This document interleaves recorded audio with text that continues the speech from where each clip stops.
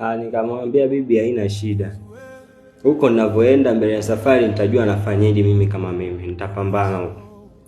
Nikatoka Dar es Salaam nikapitia Dodoma. Ilibidi nipitie Dodoma kwa sababu kule ndo kuna vyeti na leseni na vitu vyote ambavyo vinatakiwa kwa ajili ya kazini.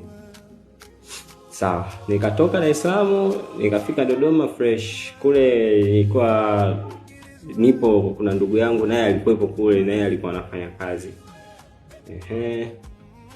Yule ndugu yangu alikuwa na simu mbili. Kwa hiyo nikaongea naye vizuri. Nikamwambia basi niazime simu moja ili nijue nafanyeje. Ndugu yangu akaniazima ile simu yake. Kwa sababu nilikuwa sina mbadala, yani ukitoa ile simu iliyoharibika sina mbadala, yani maana ilitokea tu ghafla hivyo. Sawa. Hiyo ndugu yangu aliponipa ile simu, maana nilitoka Dar es Salaam hiyo nikafika Dodoma usiku. Usiku ule nikajiandaa kesho asubuhi,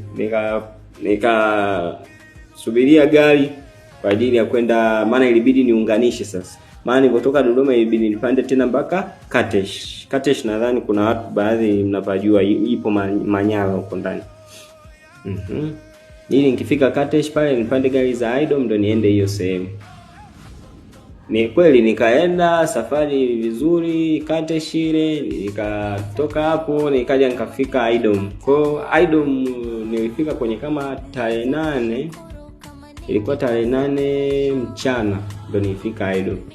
Sasa nipo pale